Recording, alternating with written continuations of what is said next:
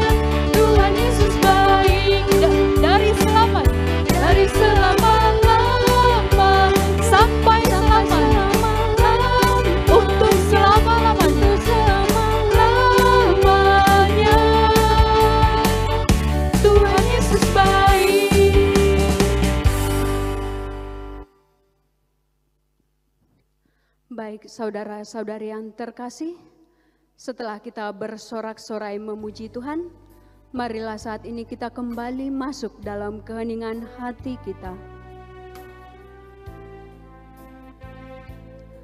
Mari saat ini kita membuka hati kita untuk kuasa dan bimbingan Roh Kudus. Kita nyanyikan bersama, Allah Roh Kudus.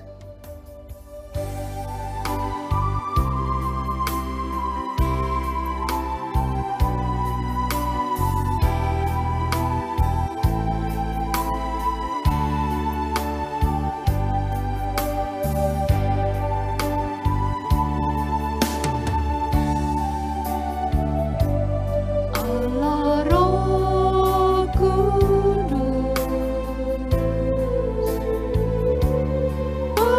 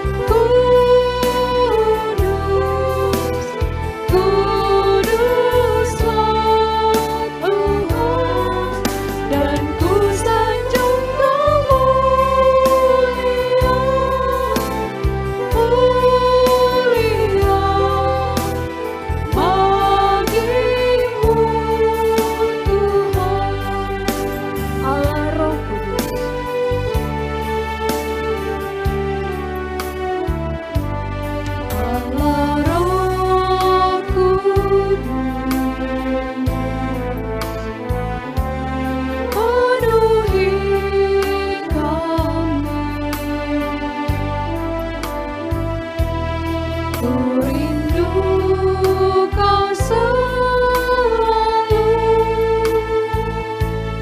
dalam hidupku.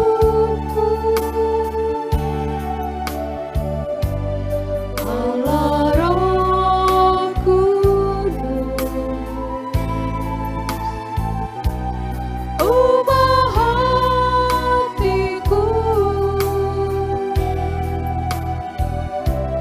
jelikanku, jamahlah ku rindu hadiratmu.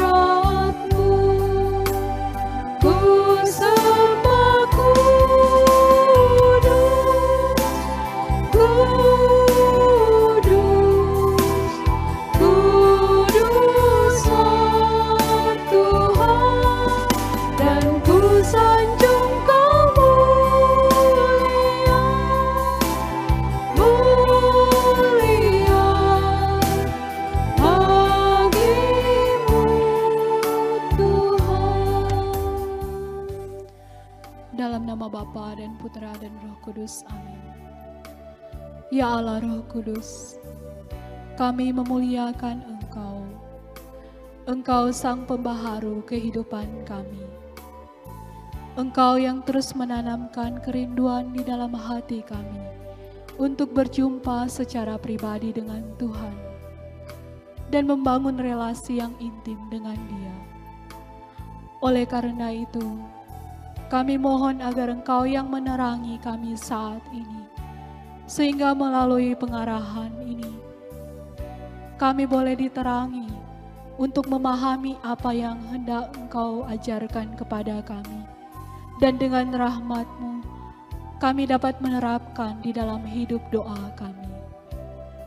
Ya Allah Roh Kudus, kami juga memohon kuasa-Mu mengurapi Suster Alvaresta yang akan memberikan pengarahan ini. Biarlah Engkau yang membimbing beliau, sehingga melalui pengarahan ini semakin membawa kami membangun relasi yang semakin intim dan mendalam dengan Engkau. Kami serahkan seluruh diri kami waktu ini di dalam kuasa kasih-Mu. Terima kasih ya Allah Roh Kudus. Marilah sekali lagi kita nyanyikan Allah Roh Kudus.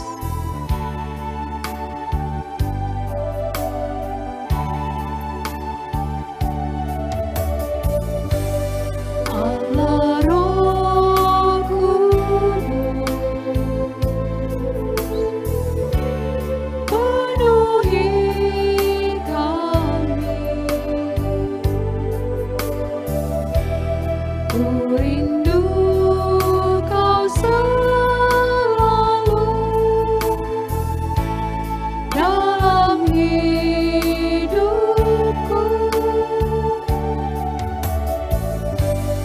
Allah Roh Kudus, ubah hatiku, jelikanku, jamahlah ku rindu hadirat-Mu. Ku sembah kudus, kudus, kuduslah Tuhan, dan ku sanjung Kau mulia, mulia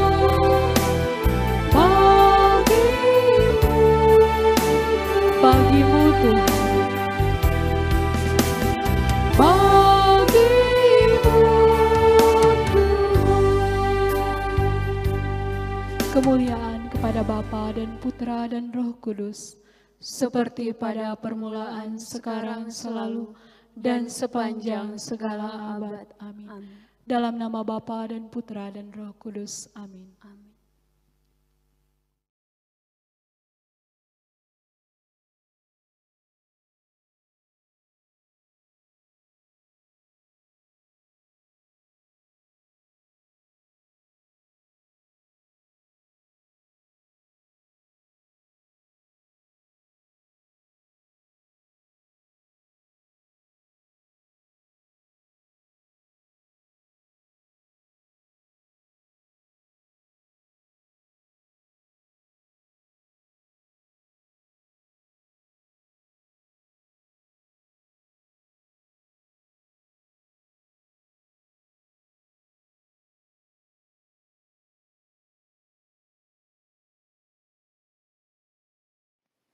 Selamat malam saudara-saudari yang terkasih ya, kita sudah melewati sesi pertama. Tadi Romo Hiro di sesi pertama itu membimbing ya, mengajar kita bagaimana doa vokal dan doa lisan dan doa batin itu menurut Santa Teresa Avila. Dalam sesi ini kita akan melihat bagaimana keindahan jiwa itu yang Tuhan ciptakan yang serupa dengan gambarnya sendiri. Para saudara, perjumpaan dengan Allah di dalam hidup kita masing-masing dalam dunia modern begitu pentingnya ya. Kita tahu ya, tentu banyak godaan yang kita alami ketika kita berdoa. Kalau kita tidak mengalami pengalaman perjumpaan Allah secara pribadi, kita akan tergoda. Dan kita hanyut di dalam arus dunia modern yang memang menarik orang untuk selalu keluar dari pusat jiwanya ya, banyak godaan ya. Jadi sekarang ini sudah hadir di tengah-tengah kita Sister Alfa, selamat sore, selamat malam.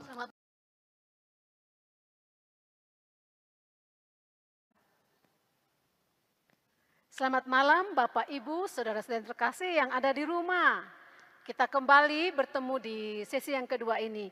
Saya akan mengajak kita semua ya para suster untuk mendalami tentang keindahan jiwa dan dasar-dasar hidup doa menurut Santa Teresa Avila. Wah, di dalam puri batin ya, Teresa Avila itu menggambarkan keindahan jiwa itu begitu bersinar karena mendapat cahaya itu dari Allah yang bertakhta di dalam kedalaman pusat jiwa kita masing-masing. Kami ingin tahu suster gambaran Teresa yang begitu menarik mengenai jiwa itu, jiwa manusia yang begitu indah itu bagaimana ya suster? Mungkin suster ceritakan sedikit untuk kami. Iya, jadi keindahan jiwa itu Teresa menggambarkannya sebagai puri yang terbuat dari intan berlian. Bapak Ibu, saudara-saudara yang terkasih, apakah pernah melihat nih intan berlian nih? Sudah pernah apa enggak? Belum ya? Suster? Sudah, mereka pakai berlian kok. Mereka bisa ya, bisa melihat ya. Mereka punya berlian, kecuali berlian. Suster Alfa Ya, tidak punya berlian. Iya, Suster Petra juga sama ya. Betul, Kami betul, tidak punya intan berlian ya. Tapi paling kurang lah suster ya, kita bisa searching di internet ya, kita tahu ya, Betul, kita lihat, betul. waduh begitu indahnya ya, berlian itu ya. Begitulah Santa Teresa Avila menggambarkan tentang sebuah jiwa. Jadi apa yang dikatakan Teresa? Dia mengatakan begini, jiwa itu seakan-akan suatu puri yang terbentuk dari berlian atau kristal yang sangat jernih, di mana ada banyak ruang-ruang. Sebagaimana juga di surga ada banyak tempat tinggal. Seperti yang kita bisa lihat dalam Injil Yohanes pasal 14 ayat 2. Santa Teresa mengatakan begini, di pusat puri ada sumber matahari yang tidak pernah kehilangan kecemerlangannya, bahkan keelokannya tetap lestari. Jadi keindahan setiap jiwa yang ada di pusat batin seperti matahari yang tidak pernah redup memancarkan sinarnya. Begitu suster. Wow, luar biasa ya para saudara yang terkasih. Jadi keindahan jiwa itu begitu cemerlang kalau itu disinari oleh cahaya yang berada di dalam pusat puri, yaitu Allah sendiri. Jadi gambaran yang begitu menarik ya suster ya. Iya betul suster. Jadi coba kita bayangkan nih suster ya, jiwa yang berada di pusat batin itu menjadi indah karena apa?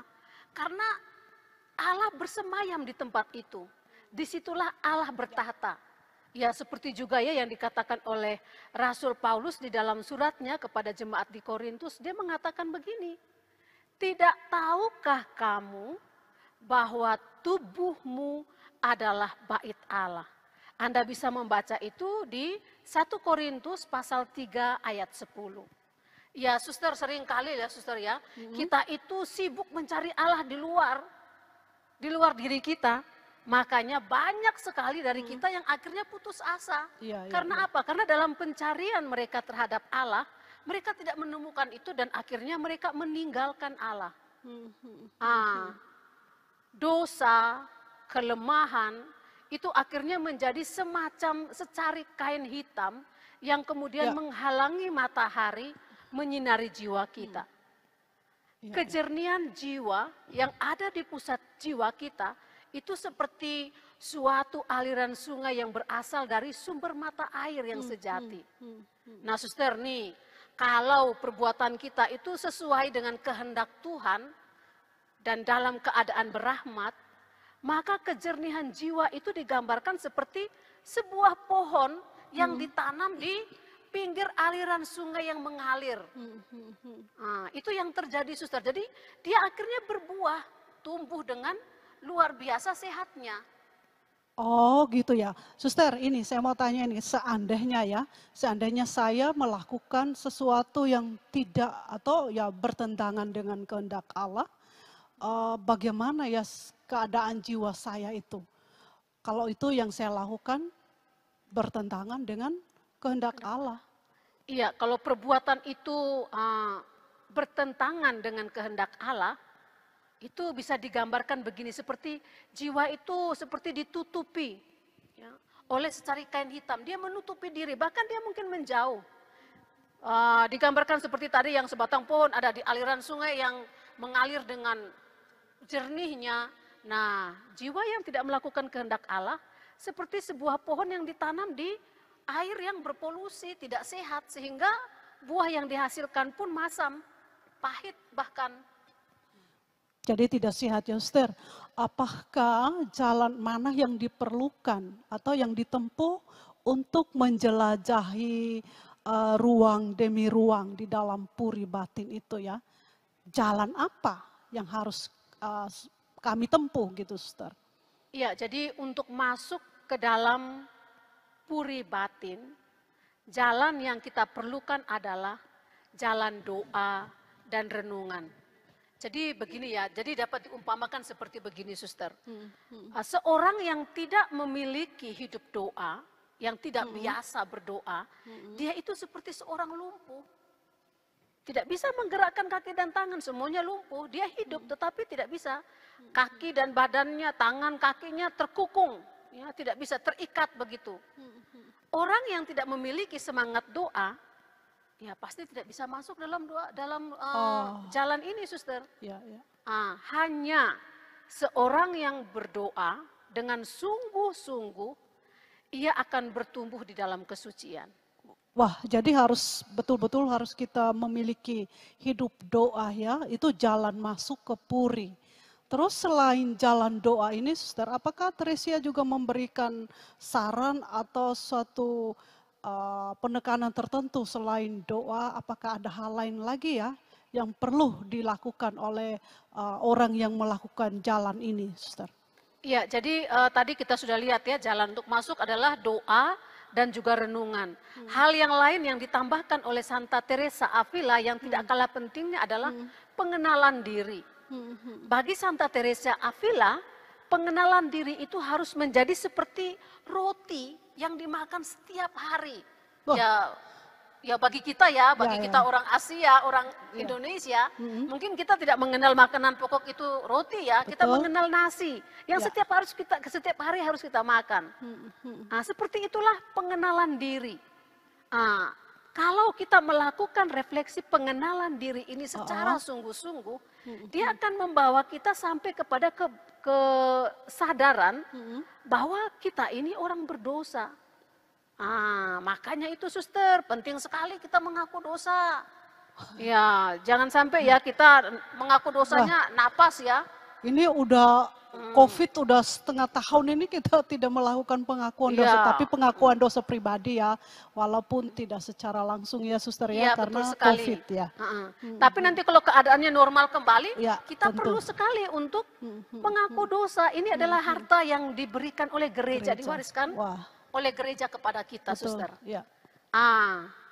Dengan melihat bahwa Allah adalah realitas yang agung, dia selalu dan tidak berhenti untuk menarik budi dan jiwa kita menuju ruang terdalam, di mana dia sendiri bertahta. Ya, memang di sini ya, suster ya, juga Bapak Ibu, saudara-saudara yang terkasih, saya ingin menekankan ya, Yang penting bagi jiwa di sini adalah mengenal siapa diri kita di hadapan Allah yang Maha Agung itu. Wah, berarti suster ya, ini jalan masuk menurut Teresia Avila untuk masuk ke Puri itu doa dan juga renungan. Renungan itu berhubungan dengan pengenalan diri. Jadi berarti kita perlu mengenal asal kita ini dari mana, kemudian tujuan hidup kita ini mau kemana ini, ya kan suster ya? Betul sekali, jadi yang suster. perlu kita lakukan seperti itu ya suster. Iya benar sekali. Jadi yang perlu kita lakukan di sini seperti juga yang dikatakan oleh Santa Teresa, dia mengatakan begini soal pengenalan diri itu ya. Sangat bodohlah kalau orang tidak tahu siapa ayahnya, siapa ibunya, asal usulnya dari mana. Jadi ya pokoknya dia tahu dirinya sendiri, dia nggak peduli dengan orang lain. Dan Teresa mengatakan lagi, lebih bodoh lagi kalau orang tidak berusaha mengetahui siapa dirinya, dari mana datangnya. Ya.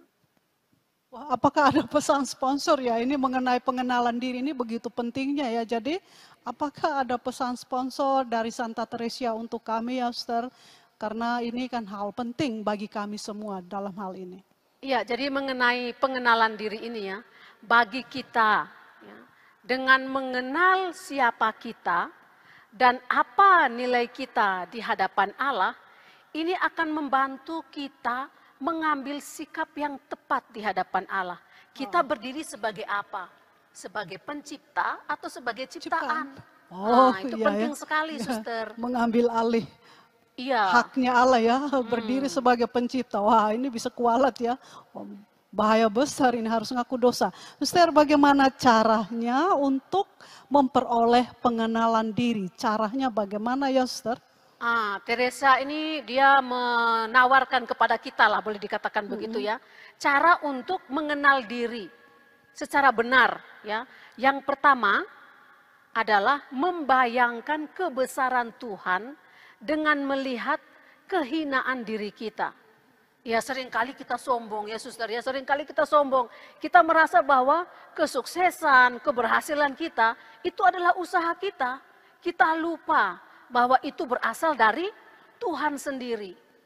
Yang kedua adalah memandang kepada kemurnian Tuhan dengan melihat ketidakmurnian diri kita. Dalam sabda bahagianya, Yesus mengatakan begini, berbahagialah yang murni hatinya karena melihat Allah. Merekalah yang Hanya orang yang murni hatinya yang melihat Allah. Bisa kita bayangkan kalau hati kita penuh dengan sampah, ya, kita tidak bisa melihat Allah begitu ya, suster ya. Kalau boleh dibilang ya. Kemudian yang ketiga, dengan merenungkan kerendahan hati Tuhan dan melihat betapa kurang rendah hatinya kita. Seperti yang Santo Paulus katakan dalam suratnya kepada jemaat di Filipi pasal 2 ayat 5 sampai 8. Ringkasannya begini, nanti Bapak Ibu silakan baca sendiri ya. betul. Jadi ringkasannya begini, walaupun ya, Yesus itu adalah Allah, dia tidak menganggap kesetaraannya dengan Allah sebagai sesuatu yang perlu dipertahankan. Dia merendahkan diri sama seperti manusia. Jadi begitu suster. Wah luar biasa ya. Jadi pengenalan diri itu pasti ada maksud ya. Teresia mengajarkan pengenalan diri begitu penting, itu fondasi atau dasar untuk masuk di dalam setiap ruangan. Mungkin yang dimaksud Teresia itu tujuannya apa ya, untuk mengenal diri itu pasti ada tujuan yang jauh lebih besar nilainya untuk kita kejar.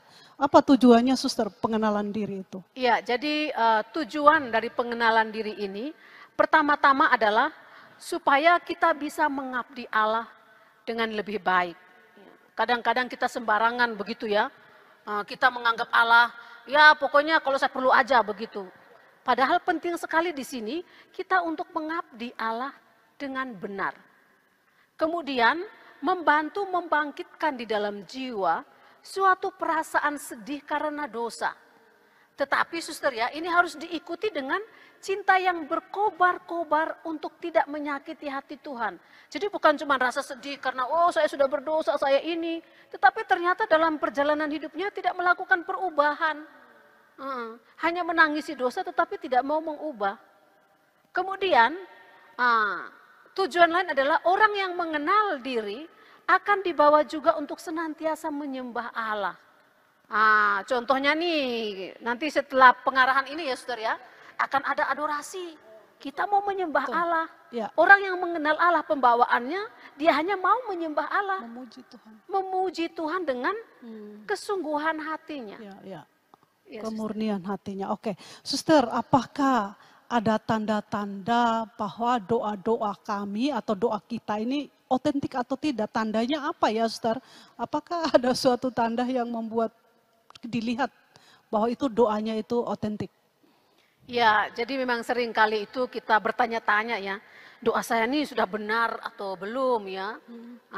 Nah, Santa Teresa Avila mengatakan begini, keotentikan, keaslian dari doa-doa kita itu dapat kita lihat dari tanda-tanda ada rasa damai. Tapi damainya itu damai yang sejati, bukan damai yang menggelisahkan ya. Sebentar-sebentar, akhirnya tidak lagi damai ya.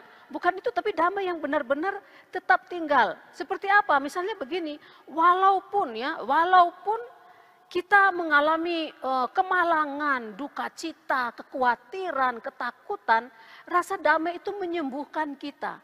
Sehingga di dalam penderitaan itu pun kita tetap punya pengharapan kepada Tuhan. Kita tidak marah dengan Tuhan. Kita tidak menghakimi Tuhan bahkan mungkin ya, Tuhan gara-gara engkau nih aku menderita begini. Tidak ada lagi itu. Lalu kemudian ada keseimbangan hidup rohani. Mencintai Allah dan mencintai sesama. Mencintai Allah dan mencintai sesama.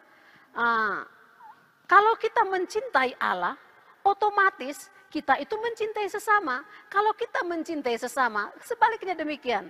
Santo Rasul Yohanes mengatakan begini, kalau engkau mengatakan bahwa engkau mengasihi Allah, tetapi engkau membenci sesamamu, engkau adalah pembohong. Bayangkan. Menjadi bohong ya. Jadi kalau kita doa Tuhan, engkau maha baik, engkau maha kuasa, engkau memberikan rahmat kepadaku. I love you. I love you Tuhan. Keluar-keluar berkelahi sama tetangga. Ini tidak menggambarkan orang yang seimbang hidup rohaninya. Betul. Lalu kemudian memiliki kebebasan dan kesuburan di dalam karya kerasulan, hidup rohani.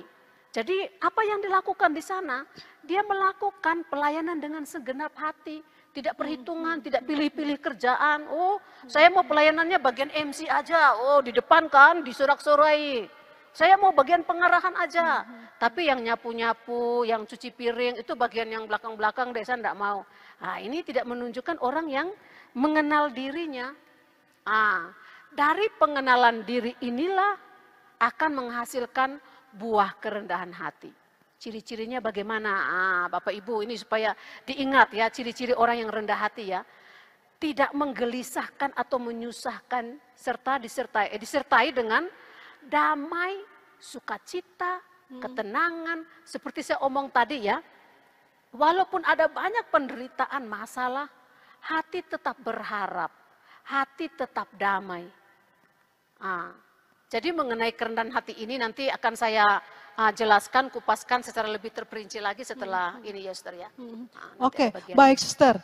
Tadi ya, Suster udah menjelaskan ya jalan masuk menuju tiap ruangan itu adalah jalan doa dan renungan. Dan juga pengenalan diri.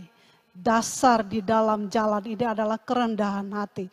Suster, kunci untuk memasuki, ini kan kita udah masuk di ruangan ini. Di dalam puri, tapi kan untuk membuka setiap ruangan tentu butuh kunci ya, supaya kita bisa masuk menikmati semua keindahan ruangan itu. Kuncinya apa, Suster? Untuk membuka setiap ruangan itu, Suster. Iya, ini pertanyaan yang bagus ya. Kita memang butuh kunci, Suster, kalau masuk ya. Kata Yesus, kalau kita tidak masuk lewat pintu, kita kayak pencuri nanti ya. Kunci untuk masuk ke dalam puri batin ini adalah ketekunan dan kesetiaan. Apapun yang terjadi, Teresa Avila mengatakan tetap tekun, tetap setia. Oke, pesan sponsor ya, saya tekankan ya. Kunci untuk membuka setiap ruangan adalah tekun dan setia. Ingat baik-baik, dicatat nih yang di rumah ya. Jadi kalau udah pegang kunci ini, berarti kita bisa menikmati semua keindahan di dalam ruang-ruang. Esok kan kita akan bahas ya, masuk dalam ruang. Kita tetap pegang kunci ini, tekun dan setia. Wah, Sister, bagaimana ya kalau suatu waktu nih, ini saya mulai berdoa, kita mulai belajar berdoa ya, mau tekun dan setia. Suatu saat saya ini lalai atau saya jatuh atau bahkan saya mengabaikan doa-doa saya. Mungkin akhirnya saya menangis, saya mengeluh, saya meratapi bahwa saya gagal ya. Apakah bagaimana ya Suster itu ya seperti itu? Kalau mengalami seperti begitu, jangan melawan. Oh, itu gitu. kata Santa Teresa, Suster. Oh, gitu Jangan ya. lawan, tidak ada gunanya. Kecuali apa? Mulai lagi dari awal, mencoba lagi dari awal, ulang lagi. Santa Teresa Avila yang oleh gereja diberi gelar guru doa itu, dia sendiri aja Suster ya, mengalami kesuam-suaman di dalam hidup doa kurang lebih 18 tahun, bayangkan. Wah, lama sekali. Oh, lama sekali itu ya, 18 tahun bayangkan Ya, itu ya. ya. Itu guru doa.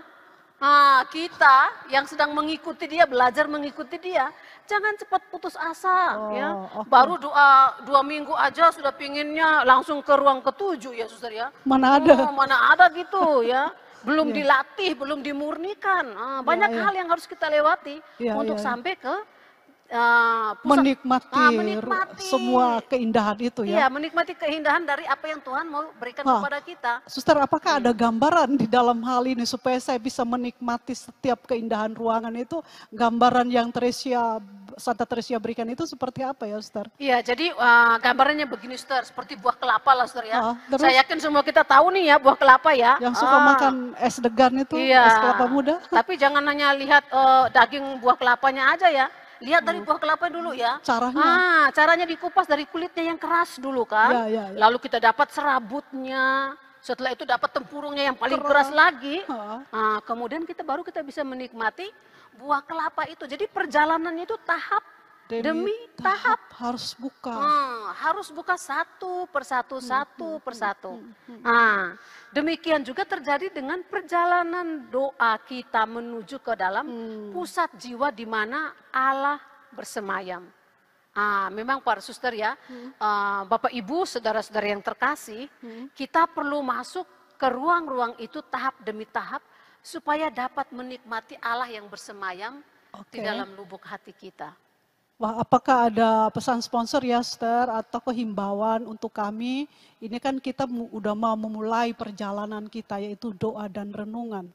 Apakah ada himbauan untuk kami, Sister ya? Jadi secara ringkas ya, dapat dikatakan begini ya, untuk masuk dalam puri, ya, kita butuhkan doa dan renungan. Jadi, kalau seseorang belum melakukan doa dalam arti tegas, maksudnya sungguh-sungguh, orang ini akan berada di luar puri. Jadi perlu ada suatu ketegasan, Suster. Harus tegas ya, pokoknya disiplin, istilahnya disiplin ya. Kalau kita tidak disiplin itu tidak bisa masuk ya.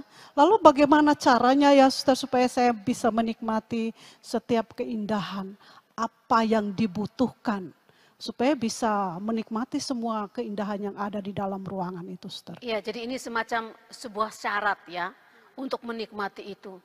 Santa Teresa mengatakan begini, perlu sekali niat ya, Saudara. Harus niat. Ya, kalau doanya enggak ada niat bagaimana? Cuman gaya-gaya aja begitu ya. Perlu ada niat, sehingga apa? Niat itu membantu dan mendorong kita untuk melakukan doa dengan lebih serius. Jadi sekali lagi ya, perlu ada niat, keputusan. Jadi doa itu bukan pilihan, tetapi keputusan mau memulai ya. Harus tegas supaya kita bisa menjelajahi semua itu ya, Suster. Ya, harus keputusan yang tegas. Jadi doa itu bukan pilihan, tetapi keputusan. Karena ini kan perjalanan rohani. Kalau kita tidak memutuskan untuk berjalan, melalui jalan doa ini kita tidak bisa masuk di dalam ruangan ya suster ya. Benar sekali suster. Hmm. Iya suster, jadi niat itu memang sangat penting suster. Tanpa doa, hidup kita itu seperti berada di dalam kokongan. Ya, kaki tangan terikat seperti tadi sudah saya katakan di depan ya. Lumpuh. Disinilah kita bisa menemukan ya perbedaan jiwa yang berdoa dan tidak berdoa. Jiwa yang berdoa, dia berada di dalam keadaan rahmat. Digambarkan dia seperti ditemani oleh Allah Tritunggal yang Maha Kudus. Sedangkan kalau jiwa dalam keadaan berdosa, dia menjadi lumpuh, terikat, berada di dalam ruangan yang gelap gulita. Begitu suster. Ya ampun, jadi harus berdoa ya. Kalau tidak berdoa itu seperti orang lumpuh para saudara. Jadi jangan-jangan selama ini ya, mungkin di antara kita ya, doanya itu doa di dalam selimut. Apa maksud saya ini? Kita sudah tidur ya, udah kaki lurus, selimut sudah ada, baru doa di dalam selimut begini. Atas nama Bapa dan Putra Roh Kudus. Tapi di bawah selimut ya. Jadi itu bukan doa yang baik dan benar menurut Santa Teresia Avila ya. Jadi kita harus melakukan ini, doa ini dengan arti yang tegas. Kita harus punya niat. Suster, apa dasar-dasar doa menurut Santa Teresia Avila? Dia menggambarkan seperti apa dasar-dasar dalam doa itu? Ya, Bapak Ibu, saudara-saudara yang terkasih, tadi kita sudah melihat tentang keindahan jiwa ya, sekarang masuk ke dalam dasar-dasar doa. Santa Teresa Avila memberikan kepada kita ya, ada 3 dasar doa. Yang pertama, kerendahan hati. Yang kedua, kelepasan. Dan yang ketiga, cinta. Saya jelaskan satu persatu secara terperinci suster ya. Jadi tentang kerendahan hati yang pertama ya. Nah, perlu kita ketahui bahwa kerendahan hati itu muncul dari pengenalan diri yang benar. Tadi sudah saya jelaskan juga secara panjang lebar ya. Pengenalan diri yang benar. Bagaimana sikap kita di hadapan Allah. Kita sadar bahwa kita adalah makhluk yang rapuh, tetapi dicintai dan dimampukan oleh Allah. Ini perlu sekali saudara kesadaran bahwa kita makhluk yang rapuh. Jangan sampai ya, tadi seperti contoh tadi ya, kita merasa semuanya itu adalah karena kita, kesuksesan kita. Kemampuan kita tanpa kesadaran bahwa Allah lah yang memampukan itu. Dengan kerendahan hati, rahmat Allah bekerja secara lebih sempurna dalam hidup kita. Kebajikan utama inilah yang harus dimiliki oleh seseorang yang mau mencapai kesempurnaan di dalam Tuhan. Jadi kalau seorang yang dia bilang dia sempurna tetapi tidak rendah hati, itu bohong sekali suster. Karena ukurannya di sana ukurannya. Lalu kemudian kerendahan hati harus menjadi makanan pokok bagi mereka yang mau mengikuti Kristus. Jadi sama seperti pengenalan diri tadi ya, seperti roti yang harus dimakan, nasi yang harus dimakan, begitu juga kerendahan hati. Jadi tidak bisa dihilangkan begitu saja. Santa Teresa Avila berkata, kerendahan hati itu seperti roti yang harus setiap kali dimakan. Kerendahan hati itu tidak simsalabim loh Bapak Ibu, saudara-saudara terkasih ya suster ya. Bukan simsalabim, rendah hatilah engkau, enggak. Itu seperti benih yang diberikan kepada kita, yang ditumbuhkan di dalam kehidupan kita sehari-hari bersama dengan rahmat Allah sendiri. Ya seperti kalau kita menanam sesuatu ya, mungkin mereka yang di kota besar ya suster ya, mungkin lihatnya langsung pohon jadi ya, karena beli pohon, beli bunga udah berkembang ya. Bagi mereka yang di bagian tanam-tanaman itu ya, mereka menumbuhkan dari benih-benih. Seperti begitulah kerendahan hati. Dia tidak tumbuh jadi langsung jadi besar, tapi harus proses. Mereka kemudian, mereka yang memiliki kerendahan hati, itu siap untuk masuk ke dalam jalan ini bersama dengan Allah. Itu hanya orang yang rendah hati. Ya sama, kalau dia tidak rendah hati, dia tidak siap. Karena di sana Tuhan akan mengikis perlahan-lahan segala sesuatu yang tidak berasal daripada dari dirinya. Dan itu sakit. Ya. Nanti akan ada terapi, tapi jangan dulu ya, tunggu. Terapinya tunggu, itu di ruang ya. ke-6. Terapi ilahi semua akan dirombak, semua akan diformak ulang. Wah, itu sekali. sakit ya, Sister ya. Benar Ini kita sekali. belum masuk nih, Ya, ini kita baru belajar dasarnya dulu. Esok baru kita masuk ruangan demi ruangan. Tapi tadi suster katakan harus dikikis, di terapi itu di ruang ke-6. Ya, jadi Betul jangan sekali, kemana-mana, esok kita lanjut ya. Ya, jadi bagaimana Suster? Walaupun sudah di ruang 1 saja udah bagus ya. Terus, Suster, godaannya apa sih? Kerendahan hati, apakah ada godaan ini? Kami mau belajar ini. Ini kita penasaran ya, godaan di dalam kerendahan hati itu apa? Selama ini mungkin kita tidak mengerti atau kurang paham tentang hal ini. Selalu Suster, kalau kita mau maju di dalam hidup rohani, pasti ada godaan. Ya. Godaan dari kerendahan hati adalah kesombongan, Suster. Ini makanan sehari-hari juga nih kayaknya untuk kita nih.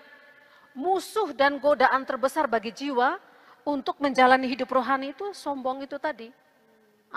Kesombongan biasanya nunjuk begini sama kita nih. Kamu tuh hidup doamu tuh sudah hebat. Yang lain kecil, yang lain gak ada apa-apanya.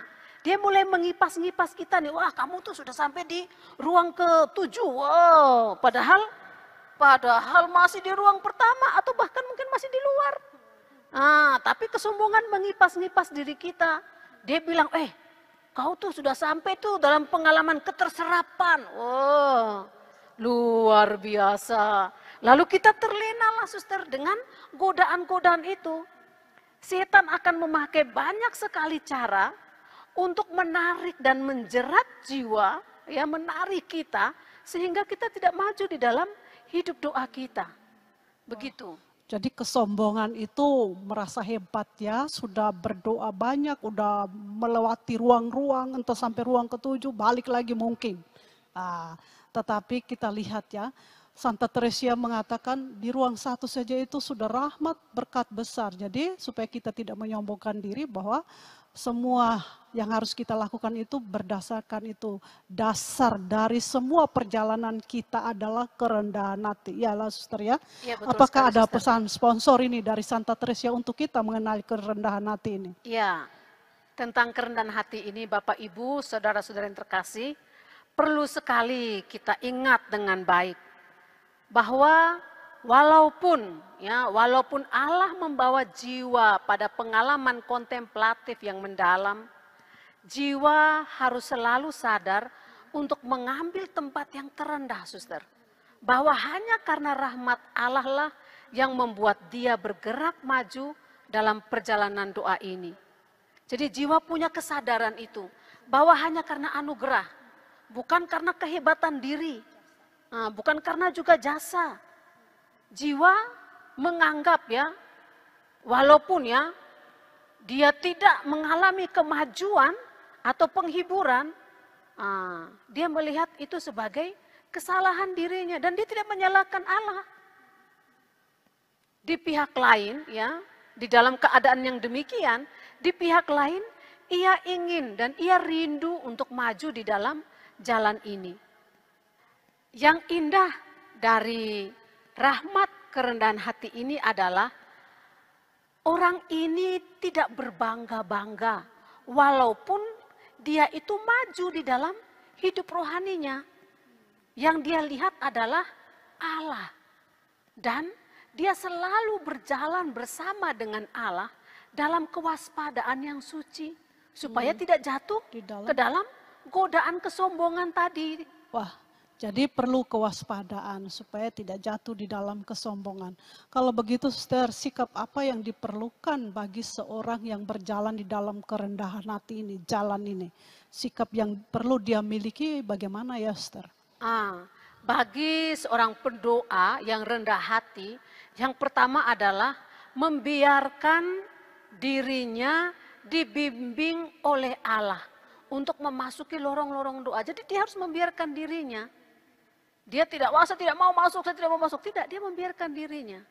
Kemudian fokus pada kehadiran Allah di dalam doa keterpusatan. Selebihnya membiarkan Allah yang mengerjakan semuanya.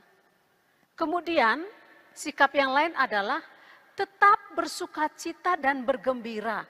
Bahkan walaupun ia tidak dibawa masuk ke dalam kontemplasi. Karena apa? Karena dia percaya sepenuhnya. Allah lah yang menentukan kapan dia maju, kapan dia tinggal. Seperti begitu, Suster.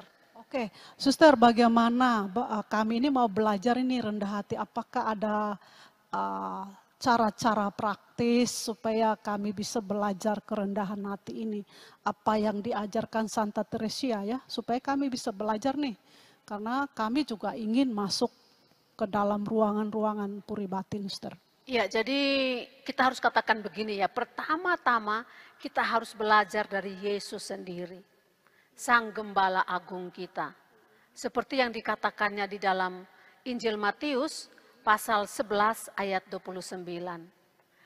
Belajarlah padaku karena aku lemah lembut dan rendah hati, dan jiwamu akan mendapat ketenangan.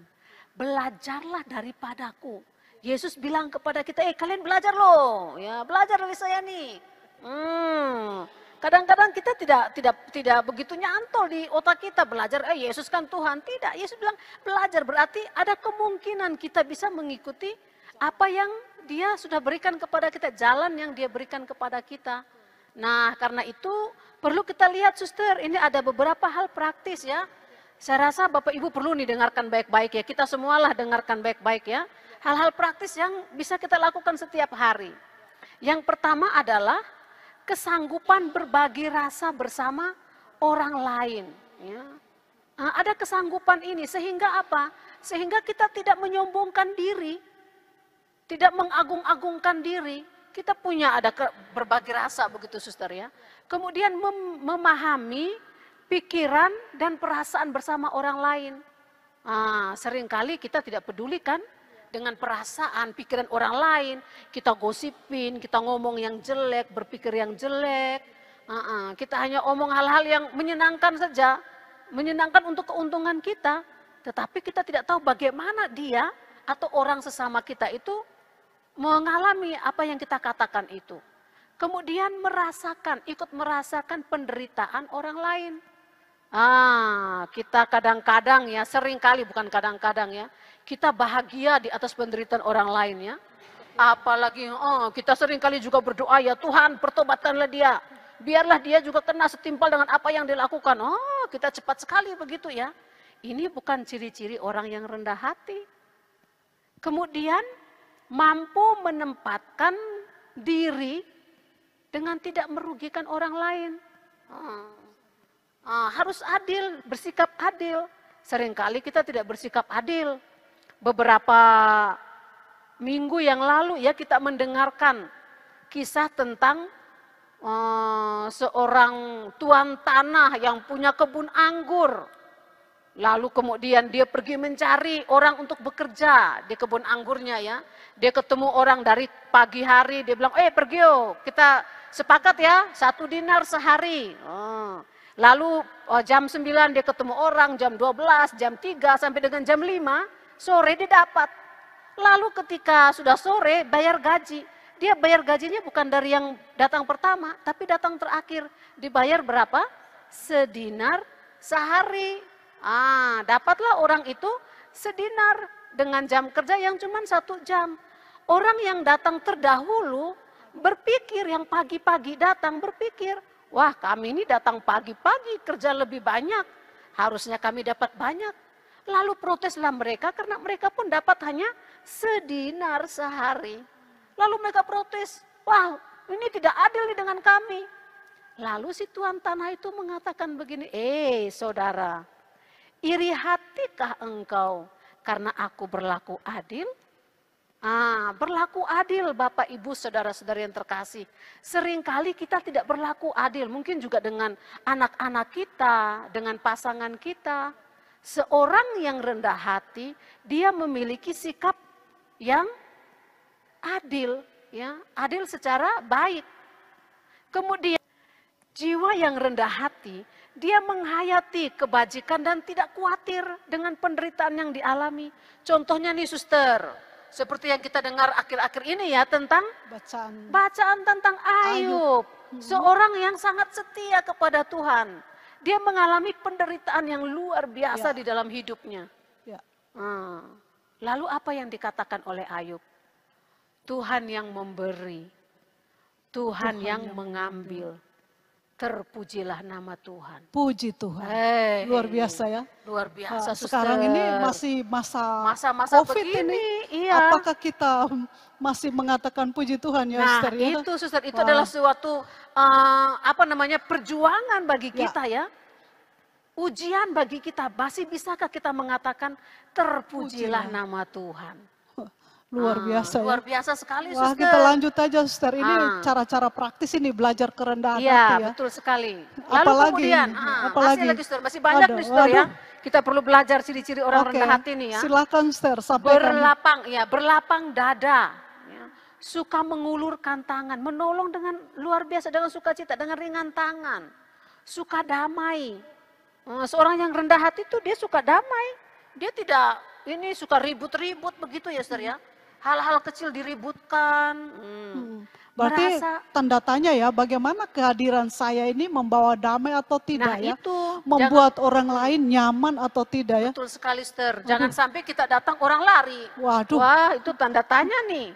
Apakah kehadiran saya ini mendatangkan damai atau tidak? Ya. Kemudian jiwa yang rendah hati, dia tidak pamer.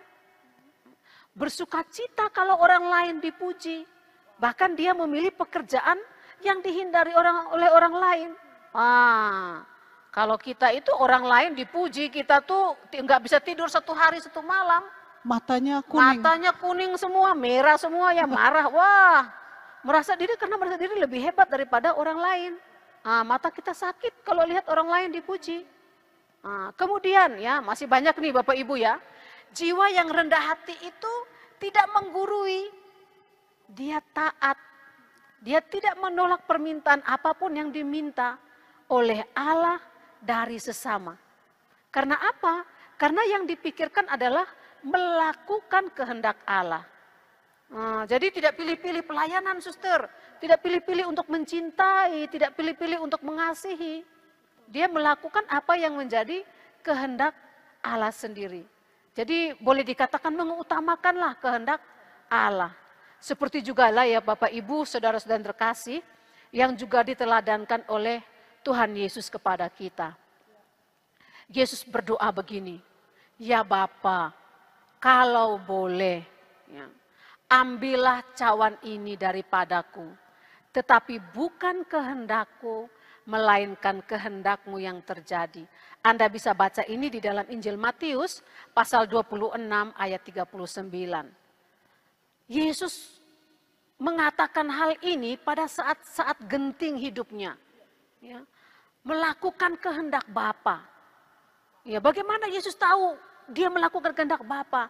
Bapak Ibu silakan baca di Injil, akan ditemukan banyak sekali cerita mengenai Yesus yang menarik diri. Pagi-pagi buta dia pergi berdoa, malam-malam dia pergi berdoa. Untuk apa? Mendengarkan Allah berbicara dan dia berbicara dengan Allah sendiri. Sehingga Yesus berani mengatakan, aku hanya melakukan apa yang dikatakan oleh Bapakku kepadaku. Begitu Bapak Ibu saudara-saudara terkasih. Kemudian jiwa yang rendah hati, ya, jiwa yang rendah hati melihat segala sesuatu sebagai anugerah Allah dan melaksanakan. Walaupun kadang-kadang dia tidak memahami.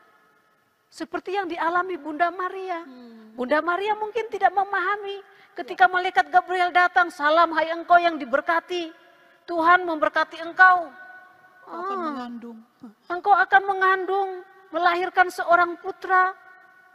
Tetapi apa yang dikatakan oleh Bunda Maria? Aku ini hamba Tuhan. Terjadilah padaku menurut perkataanmu. Wah, rasanya berat ya, tetapi karena kita mau belajar dari Yesus, kita mau belajar dari Bunda Maria, karena ini dasar ya dalam perjalanan kita mungkin bagi kita berat ya. Terus apa yang dikatakan Santa Teresia mengenai hal ini, Sister? Ya, jadi ini kita masuk di pokok yang kedua ya, tentang dasar-dasar doa. Yang pertama kerendahan hati, sekarang tentang kelepasan. Mungkin ya Bapak Ibu, saudara-saudara yang terkasih yang di rumah, mungkin berpikir ya, wah kelepasan itu bagiannya suster frater, orang-orang religius, kaum religius. Oh salah besar, karena hidup doa itu bukan hanya untuk kaum religius, untuk semua orang yang terbuka hatinya. Ya. Jadi semangat kelepasan itu ada hubungannya dengan doa rupanya ya. Jadi Betul sekali, Suster. kita dengarkan apa yang dikatakan Santa Teresia dalam hal ini, Suster. Kami mau mendengarkan ini. Jadi kelepasan itu bisa diumpamakan seperti burung yang terbang bebas di udara. Ya, Bapak Ibu pernah melihat ya burung terbang begitu bebasnya di udara ya, menikmati. Kita melihat dari bawah, wah senang sekali ya. Begitulah jiwa itu. Ketika jiwa itu mengalami kelepasan, semangat kelepasan rohani dari pengalaman-pengalaman yang ia alami. Santo Yohanes dari Salib, ini juga adalah guru doa kita, dia mengatakan bahwa bukan ini, bukan itu. Bukan hal-hal yang rohani maupun bukan hal-hal yang rohani, jasmani. Kenapa? Karena fokusnya adalah kepada Allah. Tujuan hidup doa itu bukan euforia pengalaman-pengalaman tertentu yang spektakuler, yang wow, yang merasa indah dan segala macam. Bukan. Karena apa? Karena kalau kita hanya sampai kepada pengalaman-pengalaman itu, kita akan berhenti di situ. Padahal tujuan dari doa adalah sampai kepada persatuan dengan Allah. Pengalaman akan Allah, ya ini penting sekali ya supaya Bapak Ibu tahu ya, kita semua mengerti ya, pengalaman akan Allah itu bukan Allah. Ya, itu realitas yang berbeda. Jadi pengalaman ya kita semua mengalami merasakan keadaan Allah, tapi itu bukan Allah. Nah, itu tunggu. Santo Yohanes dari Salib, ini juga merupakan guru doa kita. Di dalam bukunya Mendaki Gunung Karmel, dia mengatakan bahwa bukan ini, bukan itu. Kenapa? Karena tujuan hidup doa kita itu bukan euforia pengalaman-pengalaman yang spektakuler ya saudara ya. Yang wow, bukan itu. Karena kalau itu yang kita lihat, kita akan tertinggal di sana. Padahal pengalaman hidup doa kita harus berfokus kepada persatuan dengan Allah. Makanya itu kebebasan dan kelepasan untuk dibimbing dan dituntun oleh Allah sangat diperlukan di sini. Apabila Allah berkenan kepada jiwa, jiwa itu akan dituntun oleh Allah untuk semakin mendekat dengan dirinya. Jadi di sini kita tidak terikat, ya, tidak terikat kepada hal-hal baik yang jasmani maupun rohani, benar-benar lepas bebas. Karena kalau tidak, kita tidak bisa sampai kepada Allah. Ya umpamanya tadi ilustrasinya burung yang lepas bebas ya. Ini ilustrasinya orang yang terikat itu seperti burung yang terikat kakinya. Entah dia itu kakinya diikat dengan tali tambang yang besar maupun dengan benang sutra yang tipis. Selama kakinya terikat dia tidak bisa terbang. Begitulah dengan kita. Selama kita masih terlekat bahkan dengan hal-hal yang paling kecil pun yang tidak sesuai dengan kehendak Allah, kita tidak bisa lepas bebas. Maka di sini Bapak Ibu, saudara-saudari yang terkasih, jiwa harus benar-benar terbuka kepada bimbingan Roh Kudus sehingga ia dapat bergerak dari satu ruang ke ruang lain. Jiwa tidak boleh lama-lama tinggal di satu ruang saja, kecuali nanti di ruang ketujuh di mana Allah bertahta di situ. Nah, semangat kelepasan dan kesediaan diri untuk dicintai Allah akan membuat jiwa semakin maju di dalam perjalanan puri batin ini menuju ke pusat jiwa. Wah, luar biasa ya. Jadi pesannya begini, pokoknya tidak boleh lama-lama nih tinggal di satu ruangan ya. Harus bergerak maju untuk menikmati semua keindahan. Karena tiap ruangan itu keindahannya beda-beda ya. Jangan sampai ketinggalan menikmati semua keindahan yang Tuhan sediakan di dalam tiap ruangan. Jadi tidak boleh lama-lama. Itu ya pesannya begitu kira-kira ya. Betul sekali ya. Jadi bagaimana Jadi begini itu? suster, semangat kelepasan ini perlu sekali karena apa? Di dalam perjalanannya masuk ke ruang yang lebih dalam, jiwa akan melihat dan mendapati betapa banyak ruangan yang membuat dia ingin tinggal. Jadi umpamanya nih seperti orang yang mau mendaki gunung ya. Dia mungkin baru sampai di lutut gunung itu tapi dia sudah menemukan begitu luar biasanya pemandangan dari situ ya. Hamparan Di lereng gunung ya, lereng gunung, wow, luar biasa ya. Dia Melihat mendapat kupu-kupu yang luar biasa banyak jenisnya. pemandangannya indah gitu. Pemandangan indah. Kalau dianya terlena di situ, nggak sampai dia di puncak nanti, tetap tinggal situ. Padahal Di tujuan sana? dari rumahnya, waktu di rumah dia tujuannya, saya mau Puncak. sampai ke puncak. Oh, Dalam perjalanannya nggak sampai, karena apa? Karena terikat, terpukau keindahan terpukau oleh keindahan, lalu lupa pada tujuannya. pokoknya. Jadi di sini jiwa mengalami banyak pengalaman-pengalaman yang mungkin memukau dia, ya, sehingga dia terikat. Nah, yang perlu kita lakukan adalah ingat tujuannya kita untuk berdoa itu apa? Bersatu dengan Bersatu Allah dengan ya, Allah. di ruang ke-7. Tujuh. Jadi suster, pengalaman-pengalaman rohani yang didapat selama perjalanan melewati ruang demi ruangan itu tidak boleh terikat di situ ya. Tidak boleh Jadi- membuat kita akhirnya lupa tujuan. Jadi itu bukan tujuan utama kita ya suster ya. Betul sekali, suster. Oke, Bapak Ibu Saudara-saudara ya, pengalaman-pengalaman indah yang diberikan oleh Tuhan selama kita melakukan mengikuti jalan doa ini, itu bukan tujuan. Karena tujuan utama kita adalah menikmati persatuan dengan Allah di ruang ke-7. Jadi jangan lupa ya, keindahan apapun diberikan itu tidak boleh terikat dengan semua pengalaman doa. Suster, tadi kita udah membahas ya kerendahan hati, semangat kelepasan, itu dasar-dasar yang harus dimiliki oleh seorang pendoa. Kemudian Santa Teresia tadi juga kan mengatakan ada dasar yang ketiga adalah cinta.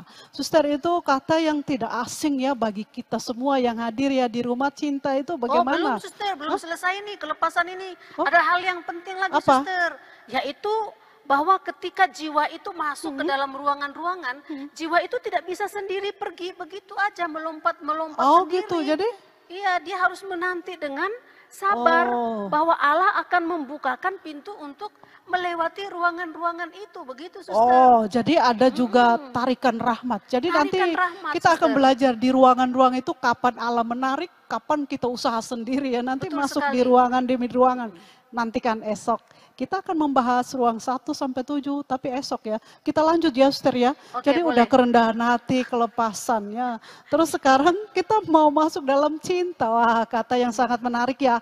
Cinta ini diobral ya di dunia kita sekarang itu. Itu kata yang paling diagung-agungkan di dunia modern ini ya.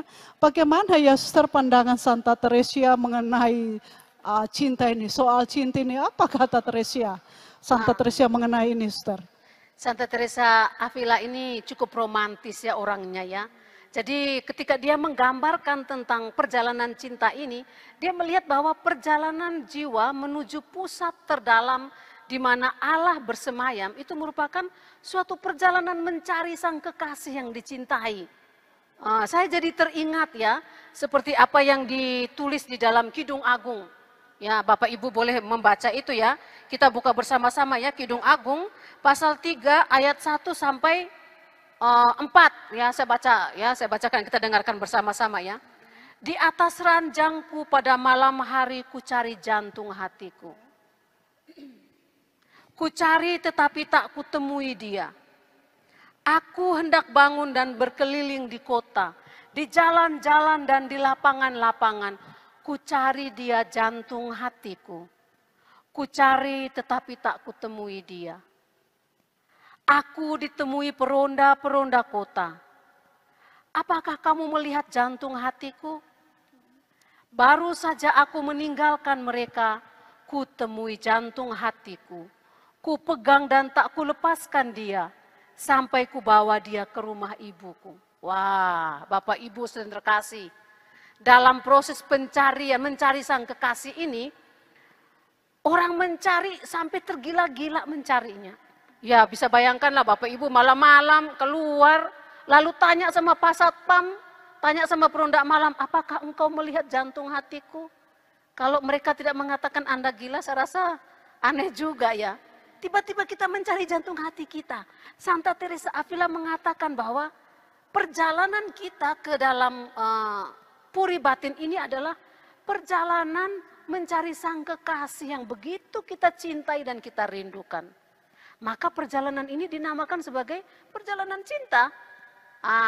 Maka sekali lagi Bapak Ibu, saudara-saudara yang terkasih, perenungan-perenungan yang diperlukan di dalam perjalanan ini sejauh itu untuk membangkitkan jiwa mencintai Allah. Di luar itu, Santa Teresa Avila bilang tidak perlu dipikirkan. Hal-hal yang membuat kita terikat, tidak bebas ya, membuat kita menjauh dari Allah, jangan dipikirkan dan jangan diikuti. Tetapi hanya hal-hal yang membuat kita, jiwa kita terbangkit untuk mencintai Allah. Cinta di sini diumpamakan seperti tongkat yang menuntun jiwa untuk masuk ke dalam ruang-ruang di dalam puri batin itu. Hanya cintalah yang pasti dapat menuntun jiwa. Ya. Berdoa adalah perbuatan cinta Bapak Ibu. Banyak berdoa, banyak mencintai. Bukan cuma kata-kata I love you begitu aja. Bukan, tetapi tindakan yang sungguh-sungguh. Bisa dikatakan ya, banyak mencintai akan membuat kita sangat-sangat maju di dalam perjalanan ini. Seperti yang dikatakan oleh Rasul Yohanes ya, Allah adalah kasih. Inilah kasih itu. Bukan kita yang lebih dahulu mengasihi Allah, tetapi Allah lah yang pertama-tama mengasihi kita dan telah mengutus anaknya sebagai pendamaian bagi dosa-dosa kita. Bapak Ibu, saudara yang terkasih bisa lihat dalam surat pertama Rasul Yohanes pasal 4 ayat 8 sampai 10. Jiwa perlu sekali ya memiliki iman dan keyakinan bahwa Allah mengasihi dan mencintai dia apa adanya. Tidak memperhitungkan kita, jasa-jasa kita, tapi mencintai kita apa adanya diri kita. Tanpa syarat.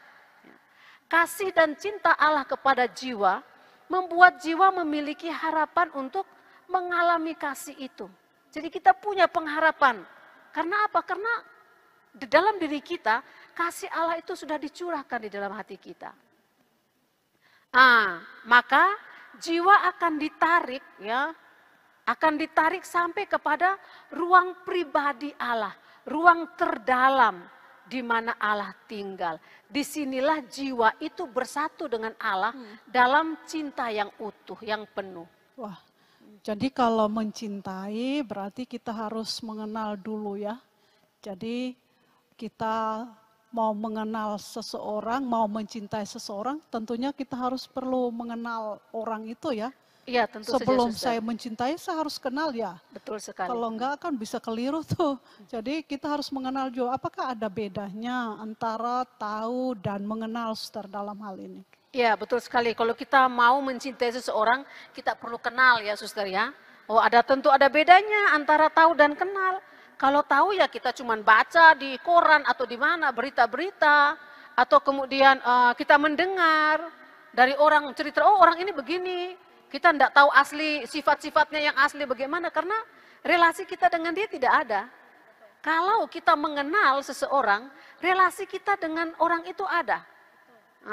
Lalu di sana memang ada semacam komunikasi ya, hubungan komunikasi timbal balik. Saya mengenal dia, saya tahu sifat-sifatnya dia tahu sifat-sifatnya saya.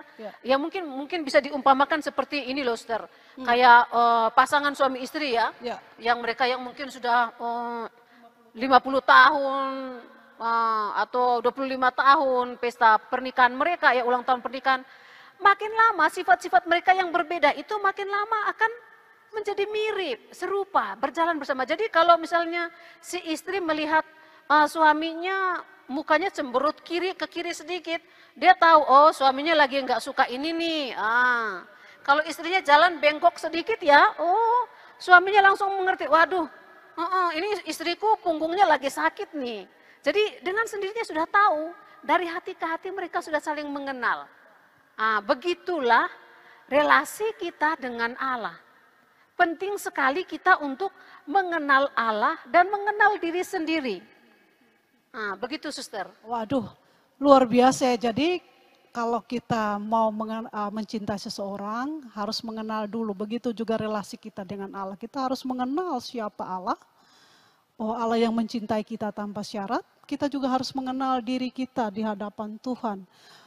Suster, kita ini mau memperdalam soal cinta ya. Saya masih penasaran nih, apa yang dimaksud cinta menurut Santa Teresia? Karena Santa Teresia mengupas banyak mengenai cinta ini di dalam salah satu dasar untuk doa, memasuki puri ya. Apa yang dikatakan Santa Teresia mengenai soal cinta ini? Jadi omong soal cinta, Santa Teresa menekankan soal kesadaran sebenarnya. Kesadaran bahwa apa? Bahwa kita ini dicintai oleh Allah. Ketika kita masuk ke dalam doa, kita sadar bahwa kita begitu dicintai oleh Allah tanpa syarat. Kesadaran inilah yang mengubah seluruh sikap batin si pendoa. Tanpa kesadaran ini dia tidak bisa berubah. Kenapa? Karena dia hanya ingin dicintai terus. Tapi dia lupa bahwa Allah mau supaya dia mengalami di dalam suatu relasi timbal balik. Jadi hidup doa itu mengubah si pendoa di dalam suatu kepenuhan yang sejati dan ini hanya terjadi di dalam proses iman. Kesadaran dicintai tanpa syarat membantu kita agar kita tetap terarah kepada Allah. Apapun kesibukan yang kita alami. Ya kita bisa ambil contoh ya Santa Teresa Lisieux, dia pernah mengatakan begini, tidak ada lewat 3 menit pun tanpa memikirkan Allah. Wah, 3 menit 3 ya. menit bayangkan. Coba dengar baik-baik. Tidak lewat 3 menit. Berarti begitu mendalamnya relasi Teresia, Santa Teresia kecil dengan Allah ya. Jadi coba kita bayangkan kita mungkin berjam-jam loh tanpa memikirkan Allah. Kita memikirkan diri sendiri, urusan kita begitu banyaknya hal-hal yang kita pikirkan sampai melupakan Allah. Padahal Santa Teresia Lisieux mengatakan tidak sampai 3 menit. Wah, waktu yang begitu singkat ya, rentang waktu. Jadi kita perlu belajar ya seperti Santa Teresia Lisieux juga kan orang besar ya, santo besar dalam gereja yang kita boleh meneladan ya, karena dia juga pujagang gereja ya. Nah betul sekali Ustaz, jadi kesadaran cinta ini juga itu membuat orang ya, membuat mereka yang ditarik oleh Allah tidak lagi membutuhkan kata-kata belaka, cuman I love you, saya mencintai engkau, tetapi sudah ada satu kesadaran bahwa dia selalu dicintai oleh Allah. Inilah dasar sukacita dan kegembiraan iman bagi mereka yang berada di dalam pergumulan dan rutinitas kehidupan sehari-hari. Jadi seperti tadi ya Suster ya, soal yang kita bicarakan tentang kelepasan bukan cuma untuk mereka yang hidup religius aja, biarawan-biarawati, semua dari kita. Di dalam rutinitas kita sehari-hari kita ditarik untuk mencintai Allah, mengingat orang yang kita kasihi. Ya macam ya Bapak Ibu ya, atau mungkin mereka yang lagi PDKT ya, yang selalu teringatkan siapa? Ya. Orang yang mereka kasihi. Itulah yang mereka ingat. Ada lagunya Suster. Lagunya apa nih? Bila aku makan ingat dia, kata apa itu lagu ya. itu? Jadi, siapa yang tahu lagu ini? Pasti sudah tua nih, zaman-zaman mau mandi berapa? Tahun 70-an. Oh, 70-an. Ya. Mau mandi ingat dia, mau makan ingat dia. Pokoknya sekali. Mau apa saja ingat dia. Ini ada lagunya ya. Waduh, luar biasa. Ini rasanya lagu ini mungkin dia ini punya refleksi mendalam tentang cinta ya, sehingga dia tahu ya. Seperti begitu gambarannya Bapak Ibu. Ketika kita mencintai, orang yang kita cintai itu kita ingat terus setiap hari, tidak mungkin terlepas. Jadi mari coba kita refleksikan. Seberapa lamakah saya mengingat Allah di dalam rutinitas hidup saya? Berapa persen dari 24 jam itu berapa lama saya mengingat Allah? Jangan sampai saya cuma mengingat Allah bila perlu, Suster. Itu lebih tragis ya kalau bila perlu ya Suster ya. Padahal kalau saya butuh baru saya mengingat. Wah, itu celaka nanti. Itu lebih celaka lagi itu. Kalau butuh baru ingat Tuhan. Ya. Ya, Sister, saya ini masih penasaran terus, Santa Teresia itu begitu mengungkapkan cinta itu begitu mendalam ya. Jadi ungkapan Santa Teresia mengenai Allah yang mencintai itu bagaimana ya? Santa Teresia, apa kata Santa Teresia mengenai Allah yang mencintai itu? Jadi nanti kalau ada Bapak Ibu ada kesempatan untuk membeli dan juga membaca, mendalami sendiri lagi. Karena ini kan kita akan membahas secara umum ya Saudara ya. Di Puri Batin juga di Jalan Kesempurnaan, Santa Teresa Avila mengatakan banyak sekali hal tentang cinta ini ya. Dia mengatakan begini, Allah hadir di dalam pusat manusia, pusat jiwa manusia. Kalau kita tahu bahwa Allah mencintai kita, dan ada di dalam pusat jiwa kita, seharusnya kita tidak akan pergi jauh dari pusat itu. Jadi memang di sini butuh kesadaran, Suster ya, butuh kesadaran dari kita bahwa Allah ada di dalam hati kita. Betul. Betul sekali, Suster. Ya. Jadi harus kesadaran bahwa dicintai. Kalau kita menyadari bahwa kita dicintai, kita tidak akan bergerak dari pusat jiwa kita ya. Iya, Jadi Suster. kalau Bapak Ibu mau membaca buku-buku Santa Teresia Avila, jadi mungkin bisa dibeli entah di mana ya, online sekarang kan bisa ya, Saudara ya.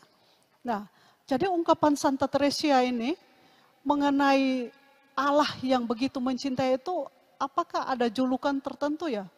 Bahwa dikatakan Teresia itu apa ya? Jenderal kah, kapten kah, kopral kah? Tadi seperti saya omong tadi di depan ya, Santa Teresa Avila ini orangnya romantis. Ketika dia mau menggambarkan tentang Allah yang mencinta, dia memberi julukan kepada Allah sebagai Panglima, Kapten Cinta. Wow. Panglima Cinta. Kapten loh ya. Kalah kita sekarang ungkapan-ungkapan kita itu ya. Jadi dia menggambarkan Allah sebagai Panglima Cinta. Jadi apa saja yang harus dilakukan ini? Kalau sudah mengatakan Panglima Cinta, terus apa yang harus kita lakukan supaya kita ini tidak bergerak jauh dari sang Panglima kita ini loh. Nah, Santa Teresa Avila dia memberikan semangat kepada kita ya Bapak Ibu, saudara-saudara yang terkasih, supaya kita ini selalu sadar bahwa apa? Bahwa karya Allah yang besar itu selalu terjadi di dalam diri kita. Nah, ini dia tuliskan di riwayat hidupnya dia, juga di dalam Jalan Kesempurnaan. Saya ambil satu saja Saudara ya, nanti terlalu banyak sehingga Bapak Ibu agak ada penasaran sedikit untuk membaca buku Santa Teresa Avila ya. Luar biasa bagus dan mendalamnya ya.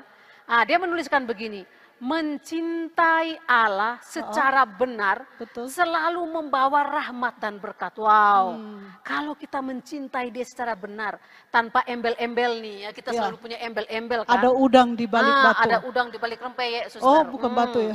Udang di balik rempeyek ya. Ya. Dan cinta Allah bagi mereka yang mencintai dia tidaklah kecil. Jadi kalau kita dicintai Allah, Allah tidak mencintai kita, oh kamu nih terlalu ini, saya kasih kamu sedikit. Enggak. Cinta Allah tuh meluap-luap. Ya.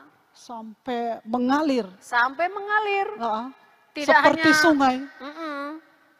Tidak pakai perhitungan untung rugi. Allah begitu royal untuk memberikan cintanya jadi Allah kepada itu kita. royal. Kasihnya seperti sungai. Kan ada lagunya. Kasihnya seperti sungai. Kasihnya seperti sungai. Kasihnya seperti sungai di hatiku. Oke, Suster cukup. Santa Teresia itu pernah mengatakan begini, cinta adalah penggerak dan poros doa, Suster. Bagaimana ya? Kok bisa ya cinta itu adalah poros dan penggerak dari doa, Suster? Untuk tahu cinta itu sebagai poros dan penggerak, kita perlu renungkan dulu ya apa yang dikatakan oleh Santo Paulus di dalam suratnya kepada jemaat di Roma, pasal 5 ayat 5 ya. Anda boleh baca, sudah punya kitab suci toh?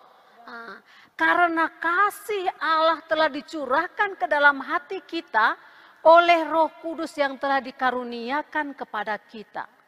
Rahmat Roh Kudus inilah yang memampukan kita menjadi bait Roh Kudus itu sendiri.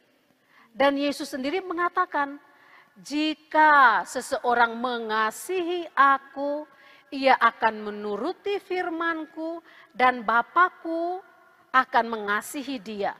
Dan kami akan datang kepadanya dan diam bersama-sama dengan dia. Kesadarannya, dasarnya selalu kasih. Ya. Hanya orang yang mengasihi yang mengerti jalan pikiran Allah, kehendak Allah. Ya. Nah, begitu, Wah. Suster. Jadi supaya kita mencintai, kita harus tinggal di dalam firman itu. Betul sekali, Ya, Suster. jadi itu dasar ya.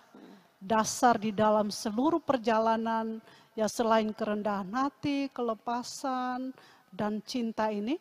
Lalu bagaimana ya, apakah cinta ini ada hubungan dengan kesetiaan ya, Suster? Oh, ya? ada, Suster. Jadi kalau omong soal cinta, kalau tidak setia itu bukan cinta, Suster ya. Jadi dalam hidup sehari-hari, cinta itu hanya dapat dibuktikan dengan setia. Setia untuk apa? Setia untuk berdoa dan setia untuk mencintai. Itu penting sekali, Suster. Nah, dalam suratnya kepada jemaat di Efesus, Rasul Paulus menunjukkan bahwa kesetiaan itu berakar di dalam cinta. Saya bacakan saja ya, di dalam suratnya kepada jemaat di Efesus pasal 3 ayat 17 sampai dengan 19. Sehingga oleh imanmu, Kristus diam di dalam hatimu dan kamu berakar serta berdasar dalam kasih.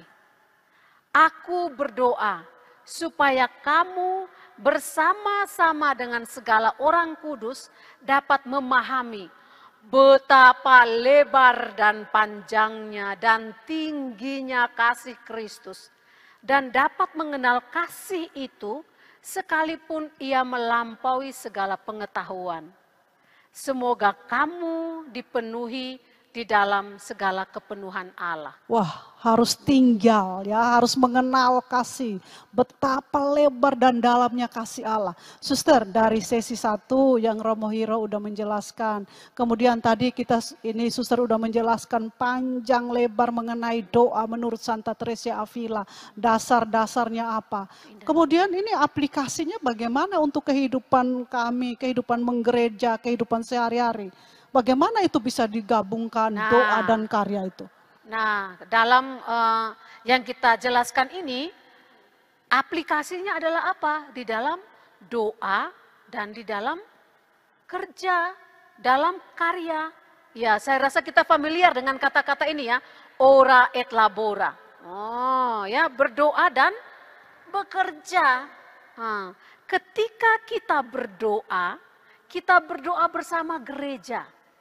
Dan ketika kita setia untuk berdoa, maka karya penciptaan dan penebusan Allah akan terpenuhi dalam diri kita dan menghasilkan buah di dalam karya pelayanan kita. Wow, setia begitu, berdoa, setia mencintai. Mencinta. Kita menjadi apa, rekan kerja Allah ya? Rekan kerja Allah. Wah, luar biasa loh.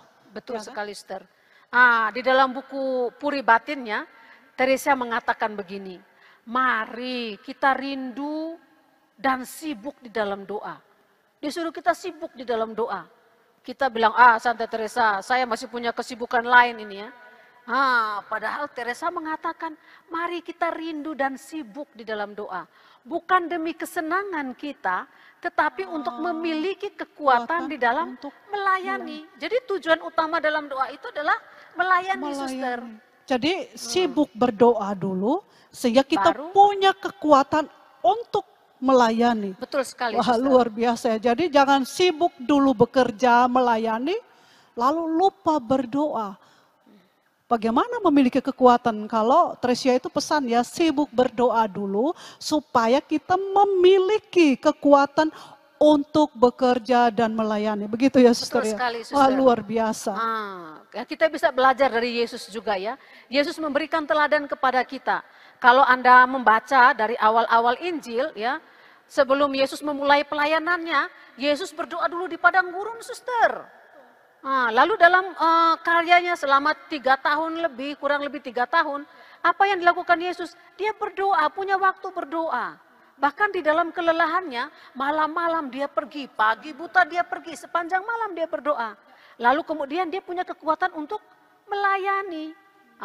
Inilah alasan untuk berdoa. Supaya apa kata Teresa Avila? Supaya menghasilkan karya-karya yang baik. Selalu katanya ya, selalu karya-karya yang baik. Jadi jangan sebaliknya ya. Jangan sebaliknya, melayani dulu.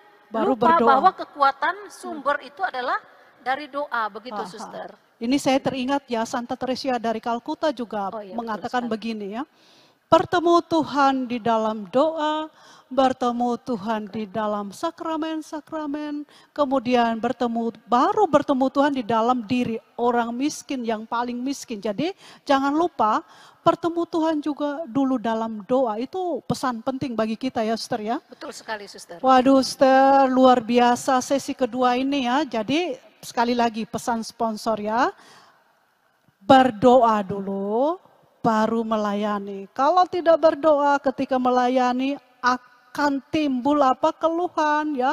Ada perhitungan untung dan rugi ketika orang lelah, itu mulai berhitung untung dan rugi ya. Jangan sampai kita terperangkap di dalam hal ini.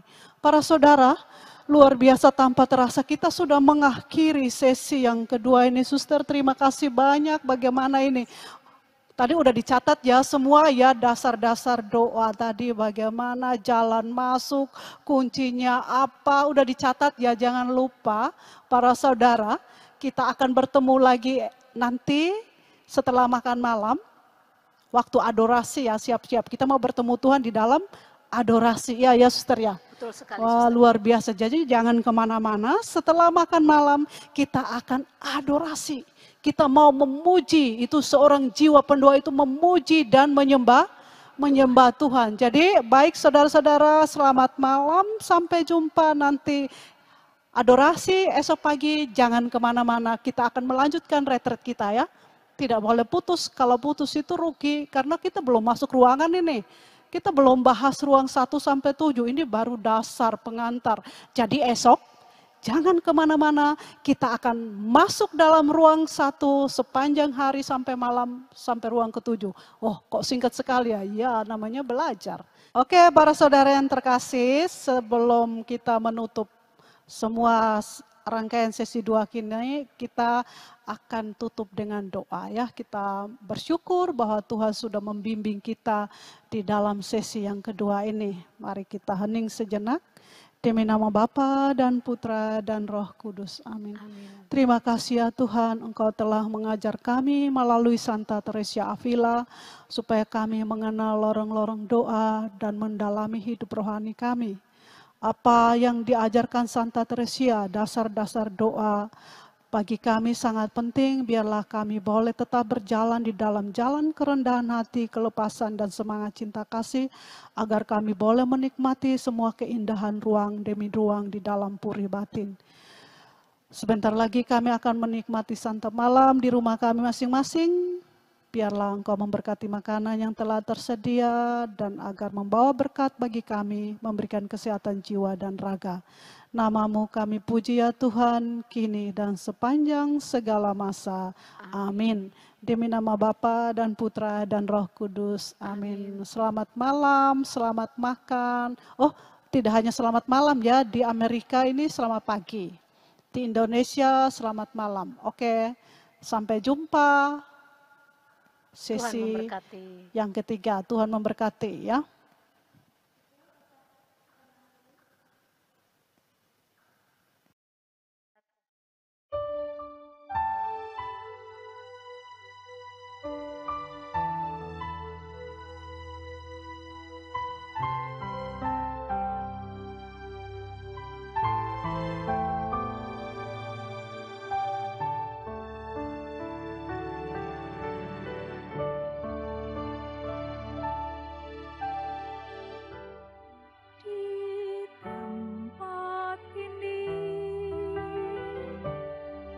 Bertemu Tuhan, ku bertemu Tuhan.